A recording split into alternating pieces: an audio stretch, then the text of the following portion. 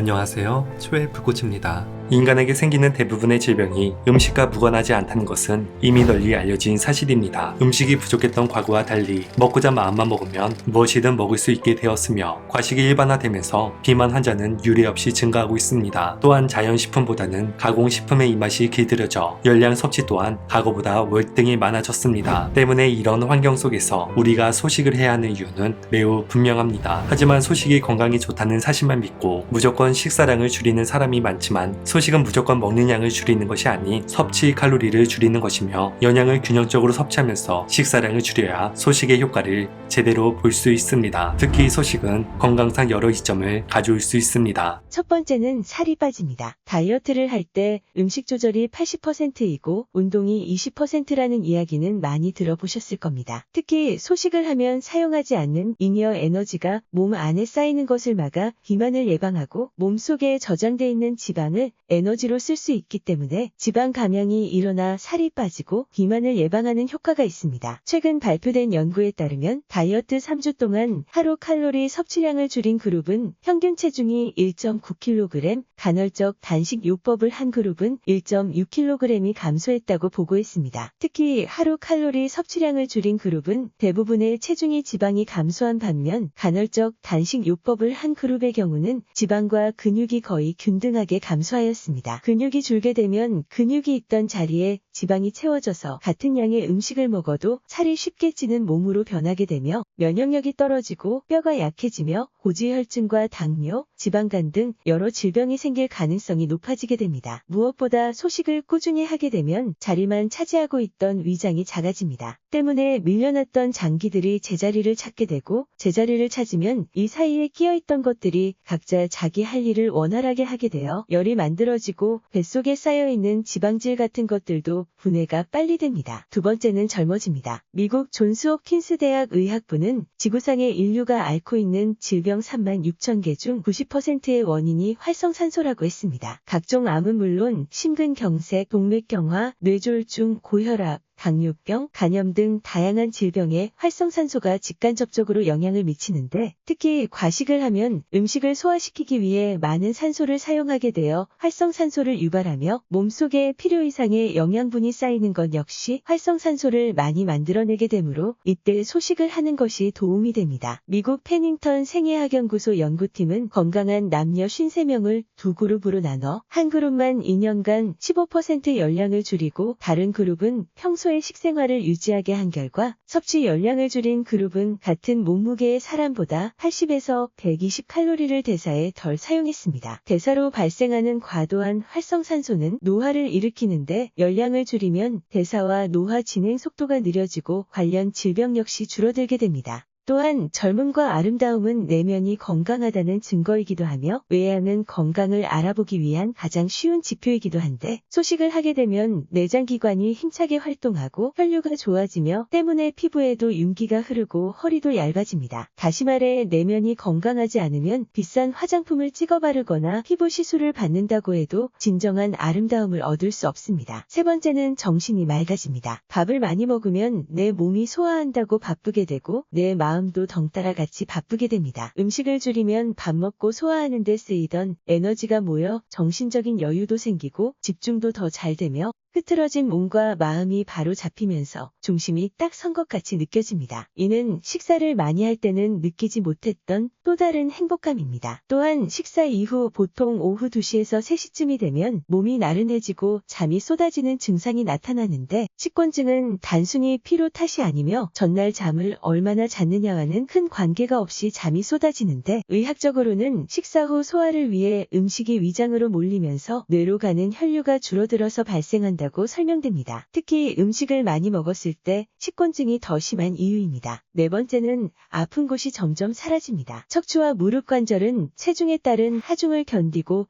충격을 흡수하는데 당연히 체중이 늘어날수록 충격과 부담도 커지게 됩니다. 대체로 체중이 1kg이 증가하면 척추가 받는 부담은 5배까지 늘어나는 것으로 알려져 있습니다. 지방세포 무게가 늘어나는 만큼 척추나 무릎을 압박하는 힘도 커지게 되고 이것이 허리와 무릎에 부담이 가는 이유입니다. 다행히도 이런 통증은 체중의 5%만 줄어도 상당 부분 사라집니다. 또한 소식을 제대로 하게 되면 목과 어깨도 가벼워지고 오십견이 낫는 경우도 종종 있는데 이 주변에 독소가 빠지고 혈액순환이 좋아져서 생긴 결과입니다. 무엇보다 소식을 하게 되면 위, 소장, 대장 등 소화장기에 부담을 주지 않기 때문에 소화기 질환에 걸릴 확률을 낮춰줍니다. 5번째는 적게 먹어도 괜찮아집니다. 이제 적게 먹어도 괜찮다는 이 말은 적게 먹어도 힘이 나니 에너지 효율이 높아졌다는 뜻입니다. 소식을 꾸준히 하면 에너지 효율이 높아지고 먹는 양에 비해 훨씬 더 큰 힘이 납니다. 몸에 불필요한 성분이 빠지면서 해독이 된 만큼 좋은 기운이 더 활발해지며 특히 사람은 기아 상태에 처하면 검양 유전자가 발현돼 영양 효율이 높아져서 소량의 식사만으로도 충분히 내장 지방이 붙어 몸을 유지할 수 있습니다. 오늘 영상에서는 소식이 좋다라고 말하고 있습니다. 누구는 하루에 한 끼만 먹어도 괜찮다 하고 누구는 가끔 굶어줌으로써 몸을 쉬게 해야 한다고 말하며 다른 누구는 먹고 싶은 것을 참는 데서 오는 스트레스가 더 몸에 안 좋으니 맘껏 먹고 열심히 운동하라고 권유하기도 합니다. 겉으로 보기에 이들의 의견은 달라 보이지만 자세히 들여다보면 방법만 다를 뿐 이들의 관점은 모두 같습니다. 적게 먹는 것이 몸에 좋다.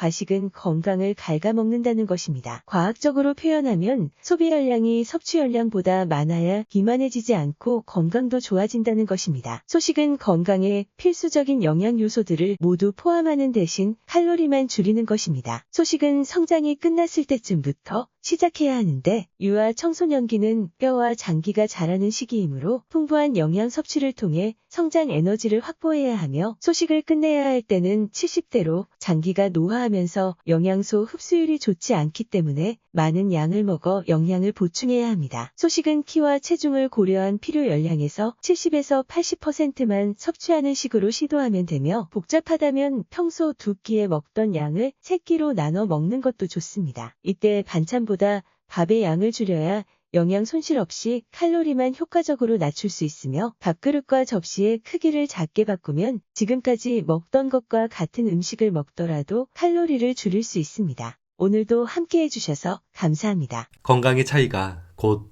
인생의 차이다. 시청해주셔서 감사합니다. 행복한 하루 되시길 바랍니다.